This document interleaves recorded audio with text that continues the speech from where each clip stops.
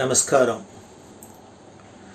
குருவோட மகிமையை நாம் பார்த்துட்டு வரத்துல குரு பரம்பரையில் தத்தாத்திரேயரை பற்றி பார்த்தோம். அவர் பிரம்மா விஷ்ணு சிவன் மும்மூர்த்திகளோட அவதாரம் அப்படிங்கிறதையும் பார்த்தோம். அடுத்தது பிரம்ம வித்யா சம்பிரதாயம் அப்படிங்கிற சம்பிரதாயத்தில், பிரம்ம வித்யா சம்பிரதாயம்னா வேற ஒன்றும் இல்லை, வேதாந்த விசாரம் பண்ணி வேதாந்த ஞானத்தை அடையிறது. அதில் குறிப்பாக அத்வைத சித்தாந்தத்தில் அந்த பிரம்ம வித்யா சம்பிரதாயப்படி குரு பரம்பரையை சொல்கிற ஒரு ஸ்லோகம் இருக்குது.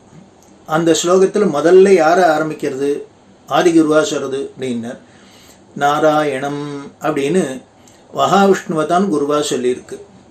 அந்த குரு பரம்பரை எங்கேருந்து ஆரம்பிக்கிறது?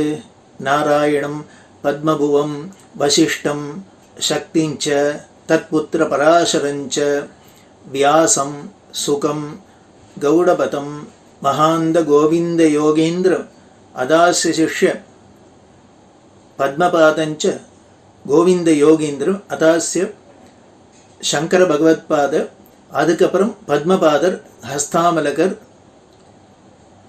தோடகர், சுரேஸ்வரர் அப்படின்னு இந்த ஸ்லோகம் சொல்லிட்டு போகிறது. இதில் சுகாச்சாரியால் வரைக்கும் ரிஷி பரம்பரையில் சொல்லிட்டு வருது.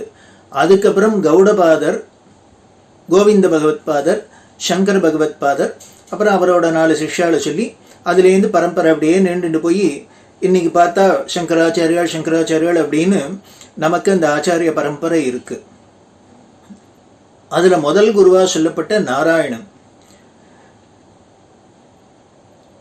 நமக்கு இந்த சிருஷ்டி ஆரம்பத்தில் பகவான் ஸ்ரீமன் நாராயணன் வேதத்தை வெளியில் விட்டு அந்த வேதத்தை பிரம்மாவுக்கு உபதேசம் பண்ணி இதை வச்சுன்னு சிருஷ்டி பண்ணுன்னு சொன்னார் அப்படிங்கிறதெல்லாம் நம்ம புராணத்தில் பார்க்குறோம். அதே மாதிரி அந்த பிரம்மாவுக்கு அவர் மட்டும் இருக்கார், ஒரே பிரளயத்தில் அவர் மட்டும் இருக்கார். நாம் யார் என்ன ஏதுன்னெலாம் தெரியாத இருக்குது. அப்படி இருக்கிறதே அந்த ஆத்ம தத்துவத்தை முதல்ல உபதேசம் பண்ணினது, இந்த வேதாந்தத்தை முதல்ல உபதேசம் பண்ணினது விஷ்ணு தான் பிரம்மாவுக்கு உபதேசம் பண்ணது. இதெல்லாம் நமக்கு புராணாந்தரங்கள்லேருந்தெல்லாம் கிடைக்கிற சான்று. அப்படி இருக்கிற இந்த குரு பரம்பரையில் நாராயணனை விஷ்ணுவை சொல்லியிருக்கு. விஷ்ணு சஹஸ்ரநாமம். இந்த சஹஸ்ரநாமத்தில் அவருக்கு 2 பேர், குரு, குரு தமன் அப்படின்னு பேர். 2 நாமாக்கள் வருது இல்லையா? அப்படின்னா என்ன அர்த்தம்? குருன்னா எல்லாருக்கும் ஆசிரியராக இருக்கிறவர் அப்படின்னு தெரியும். குரு தமன் அப்படின்னாக்க மற்ற எல்லா குருக்கள்லையும் அவளெல்லாம் விட ரொம்ப உயர்ந்தவர், சிரேஷ்டமானவர் அப்படின்னு அர்த்தம். அதாவது இன்னும் பல குருக்கள் இருக்கலாம், இருந்தாலும் இது கம்பேரிட் பண்ணி இருக்கிற குருக்களில் யார் இருக்கிறதுலே தி பெஸ்ட் அப்படின்னு சொல்ல முடியும், இந்த தரம் அப்படின்னு சொல்ல முடியும். அதை போல இவர் குரு தமனா இருக்கார், அந்த இருக்கிற குருக்கள்லேயே உத்தமமான குருவாக இருக்கார் அப்படின்னு சங்கரர் பாஷ்யத்தில் சொல்கிறதே என்ன பண்ணுறார், இந்த நாமாக்களுக்கு சொல்கிறதே ஏன் விஷ்ணுவை குருன்னு சொல்லியிருக்கு, குரு தமன்னு சொல்லியிருக்கு அப்படிங்கிறதுக்கு பாஷ்யம் பண்ணுறதே சொல்கிறார். 1, 2 பாயிண்ட்னால அவர் அப்படி சொல்லலாம். மகாவிஷ்ணு தான் சர்வ வித்தைகளும் உபதேசிக்கிறதுனால குருவாக இருக்கார். அவர் தான் எல்லா வித்தைகளும் அவர் அதிபதியாக இருந்துன்னு எல்லாருக்கும் உபதேசிக்கிறதுனால முதல்ல அவர் தான் இருந்தார். அதுலேருந்து தான் அப்புறம் பிரபஞ்சம் வெளியில் மேனிஃபெஸ்ட் ஆச்சு அப்படின்னா நேச்சுரலி அவராக தானே இருக்க முடியும்.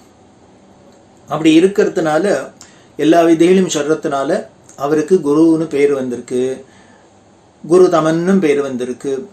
இன்னொரு ஆங்கிளில் பார்த்தா எல்லா ஜீவர்களையும் சிருஷ்டி பண்ணி படைக்கிறதுனால, பிறப்பிக்கிறதுனால அவர் குருவாரார் அப்படின்னு சொல்கிறார் சங்கரர் பாஷ்யத்தில். இது என்ன, எல்லா ஜீவர்களையும் படைக்கிறார் அப்படின்னா அவரை நாம் என்ன சொல்கிறோம், அம்மையப்பர் அப்படின்லாம் சொல்லி உலகம் முழுக்கலத்துக்கும் பிதாவா இருக்கா அப்படின்னு அவர் தானே சொல்கிறோம். அப்பாவா இருக்கார், இவர் தான் படைக்கிறார் அப்படின்னா எல்லா ஜீவர்களையும் பிறப்பிக்கிறதுனால இவர் குரு அப்படிங்கிற பேரும் வருது அப்படின்னு பாஷ்யத்தில் சொல்கிறார்.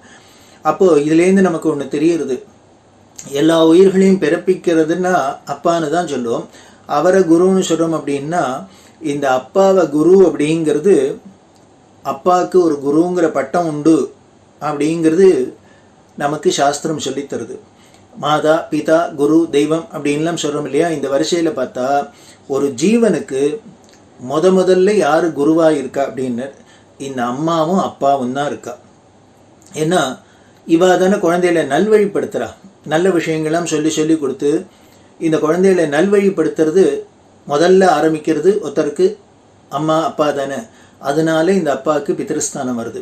இதுக்கு மேலே ரொம்ப உயர்ந்ததான மந்திரங்களை சிரேஷ்டமான காயத்ரி உபதேசம் பண்ணுறார் அப்பா. பூனல் போடுறதே பிரம்மோபதேசத்தில் அவர் தானே பண்ணுறார். அதனால குருங்கிற பட்டமும் அவருக்கு பொருத்தமாக இருக்குது.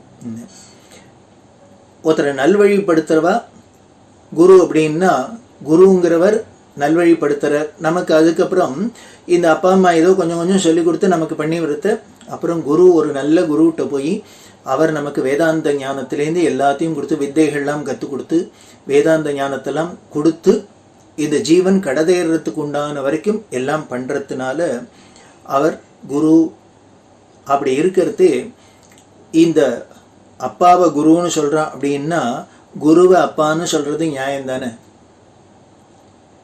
குரு மாதா குரு பிதா குரு அமுச்சி குலதேவதா அப்படின்னு ஏகநாத சுவாமி சொல்கிறாரு. குருவே தான் அம்மா அப்பா அப்படின்னா அதாவது நல்வழிப்படுத்துறவா முதல்ல அம்மா அப்பா தான் படுத்துறான்னா இனிமேல் பின்னால் யாரும் நல்வழிப்படுத்தினாலும் அம்மா அப்பாவுக்கு சமம் தான், அம்மா அப்பா தான் அப்படின்னு இங்கே நமக்கு தீர்மானமாக தெரியுது. அப்போ அந்த குருவுக்கு அப்பா ஸ்தானம் உண்டு, அப்பாவுக்கு குருஸ்தானம் உண்டு அப்படின்னு சொல்கிறோம். இது மட்டும் இல்லை, அப்பா எப்படி இருக்கார் அப்படின்னா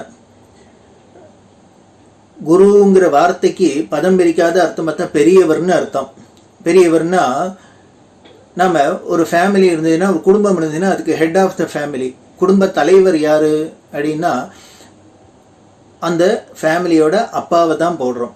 அப்படின்னா ஹெட் ஆஃப் த ஃபேமிலி ஒரு குடும்பத்துக்கு அப்பா அப்படின்னா இந்த அண்டச்சராச்சரம் உள்ள அத்தனை ஃபேமிலிக்கும் அத்தனைக்கும் ஹெட்டாக இருக்கிறவர் யாருன்னர் சாக்ஷாத் பகவான். அதனால தான் அவர் பெருமாள் அப்படிங்கிற பெரிய ஆள் அவர் தான். இவாள்லாம் இந்த அப்பாலாம் ஒரு வீட்டுக்கு மட்டும் ஹெட் ஆஃப் த ஃபேமிலியாக இருந்து நீ சின்ன ஆள், அவர் என்னன்னர் பெரிய ஆள் பெருமாள். அத்தனை ஃபேமிலிக்கும் அவர் தான் ஹெட் ஆஃப் த ஃபேமிலி. அதனால அவர் பெரிய குரு பெரிய அப்பா இத்தனையும் சொல்லலாம். அப்படின்னா இது மட்டும் இல்லை, குரு அப்பா அப்பாவை குரு அப்படின்னோம். ஆனால் நீதி சாஸ்திரம் ஒரு ஜீவனுக்கு எத்தனை 5 அப்பாவை சொல்கிறது. யார் அப்படின்ன ஜனீதா நம்மளை பெத்தவா, இது எல்லாரும் அப்பாங்கிறது எல்லாருக்கும் தெரியும். உபநீதா அதாவது நமக்கு உபநயனம் பண்ணி வச்சு அதுக்கு நமக்கு காயத்ரி உபதேசம் பண்ணுவார். சில பேருக்கு அப்பா உபதேசம் பண்ண முடியாத வேற யாரும் சித்தப்பா பெரியப்பா யாரோ இருந்து பண்ணி வைக்கிறாப்புல இருக்கு இல்லையா? அதனால உபநயனம் பண்ணி வச்சு காயத்ரி உபதேசம் பண்ணுவார். எஷ்ட வித்யாம் பிரயஷ்சதி அப்படின்னு நமக்கு யார் வித்தைகள் சொல்லித்தராளோ அவள்லாம் குரு அப்படின்னு. அடுத்தது 4வது அன்னதாதா, நமக்கு யார் சாப்பாடு போடுறாளோ அவளும் பித்ருசமானம். அடுத்தது 5வது என்ன பயத்ராதா அப்படின்னா நம்மளோட பயத்திலேருந்து நம்மளை காப்பாற்றுறவா, நம்ம பயத்தை போக்குறவா, அதாவது நமக்கு அபயம் கொடுக்குறவா, அடைக்கலம் கொடுக்குறவா. இப்படி நம்மளை பெற்றவர் ஒரு அப்பா, நமக்கு காயத்ரி உபதேசம் பண்ணி உபநயனம் பண்ணி வச்சவர் ஒரு அப்பா, நமக்கு அடுத்தது வித்தை கற்றுக் கொடுத்தவர் ஒரு அப்பா, சாதம் போடுறவர் ஒரு அப்பா, நமக்கு பயத்தை போக்குற ஒரு அப்பா. இப்படின்னு பஞ்சைதே பிதரஸ்மிருதா அப்படின்னு சொல்லப்பட்டிருக்கு. இந்த 5 பேரும் அப்பாவுக்கு சமம்தான் அப்படின்னு சொல்லப்படுறது. இதை பார்த்தாக்க பகவான் தானே நமக்கு எல்லாமாவே இருக்கார். அவரே தான் நமக்கு படி இழக்கிறார், அன்னத்தையும் கொடுக்குறார். நமக்கு இந்த மந்திரங்கள் எல்லாம் அவர் கொடுத்து உபதேசம் பண்ணுறது அவரே தான் இருக்குது. அவரே தான் எல்லா வித்தைக்கும் அதிபதியாக இருக்கார். நம்மளோட பயத்தை போக்குறார், அபயம் கொடுக்குறார். இப்படி எல்லா விதத்திலையும் பார்த்தா பகவான் அவர் தான் குரு அப்படிங்கிறோம். அதனால் குருங்கிறவர் அப்பா அப்படின்னா அப்பாங்கிற குருன்னா அந்த இருக்கிறதுலையே ஆதி குரு யார், பெரிய அப்பா யார் அப்படின்னு நாராயணர் அவர்லேருந்து தான் ஆரம்பிச்சிருக்கு. அப்படி ஆரம்பித்து அவரோட புள்ள பிரம்மா, பிரம்மாவோட புள்ள வசிஷ்டர், அப்புறம் சக்தி, பராசரர், வியாசர், சுகர் அப்படின்னு இந்த வித்தைகளை பிரம்ம வித்தையில் ஒத்தொத்தரா குருவை அப்பாவே குருவாகவும் இருந்திருக்கார், பிள்ளையே சிஷ்யராகவும் இருந்து அது பரவி அதுக்கப்புறம் சுகாச்சாரியால்டேந்து சந்நியாச பரம்பரையில் கௌடபாதருக்கு வந்து, கோவிந்த பகவத்பாதருக்கு வந்து, சங்கர பகவத்பாதருக்கு வந்து இன்றைக்கு நமக்கு நம்ம ஆச்சாரியால் வரைக்கும் வந்திருக்குன்னு தெரியுது. இப்படி குருவே அப்பா, அப்பாவே குரு அப்படின்னா இது நமது மதம் கொடுக்குற ஒரு பெரிய பெருமை. இதை விட ஆச்சரியமாக இன்னொன்று நமது மதம் சொல்லியிருக்கு. என்ன அப்படின்னா, பெண்களை எப்படி குரு, அன்னையோட மகிமை என்ன அப்படிங்கிறத, பெண்களுக்கு எவ்வளோ உயர்ந்த ஒரு இடம் கொடுக்கப்பட்டிருக்கு, அன்னைகளுக்கு தாயாருக்கு என்ன மகிமை கொடுக்கப்பட்டிருக்கு அப்படிங்கிறத நாம் அடுத்த நிகழ்ச்சியில் பார்க்கலாம்.